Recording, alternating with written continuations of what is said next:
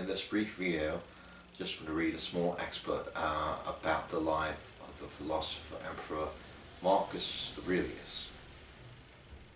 The reign of Marcus Aurelius was particularly hard. It began with a war in the east, and once again sparked by a dispute over Armenia. So that's Rome fighting Parthia over the control of Armenia. The Parthians killed a Roman governor, wiped out his army, and launched raids deep into Syria. Marcus Aurelius had made his brother by adoption co-ruler, that's Lucius Verus, giving him the title of Caesar, while styling himself Augustus. Caesar Lucius Verus was sent to take command of a grand war effort, although the sources suggest that he was mainly a figurehead and that the war was conducted by his subordinates. Now the Romans repulsed the invaders and then advanced down the Tigris to sack both Parthian capital Ctesiphon and the nearby Hellenistic city of Seleucia in 165. After this, the Parthian king sued for peace. Lucius Verus returned to Italy at the end of 166, and the detachment of troops drawn from all over the empire also started to go back to their home bases, and Lucius Verus died shortly afterwards of apoplexy. With the troops returning from Mesopotamia came a dreadful epidemic whose identity cannot be established, although smallpox and bubonic plague have both been suggested. For the next 3 decades, so while the empire was reeling under this heavy blow, the bubonic plague, thousands being killed, including the co-emperor Lucius Verus, perhaps because of it, a serious problem developed on the Danube frontier, beginning with a raid on Pannonia by 6,000 Germanic warriors from a number of tribes in 167.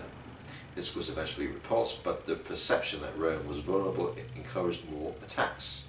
A series of bitter campaigns were fought, most of them against the Germanic Marcomanni and Quadi tribes, and the nomadic Sarmatian Jazyges. Marcus Aurelius presided in person over most of these operations. In 170, a raiding band of Germans reached Italy and attacked the city of Aquileia, while another group had penetrated as far as Greece. The sources for these campaigns are poor, but there seems to have been a number of Roman defeats before the tide turned, and one by one the tribes were forced to accept peace terms. Then, in 175, Marcus Aurelius faced an unexpected threat when a false report of his death prompted the Syrian governor Avidius Cassius to declare himself emperor.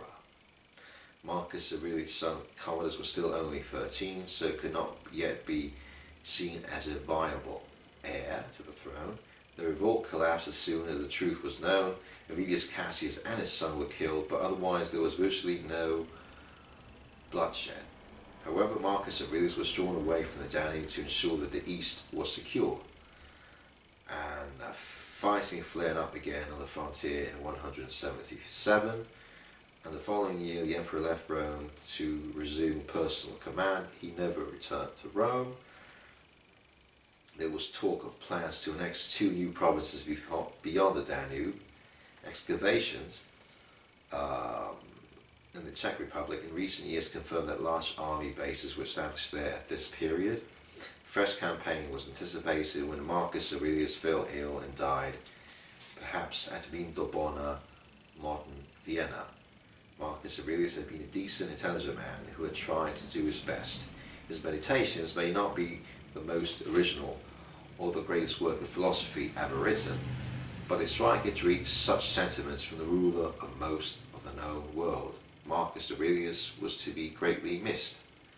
The senator, Cassius Dio, who grew up under his rule, gloomily wrote that after his death, our history now descends from a kingdom of gold to one of iron and rust, as affairs did for the Romans of that day.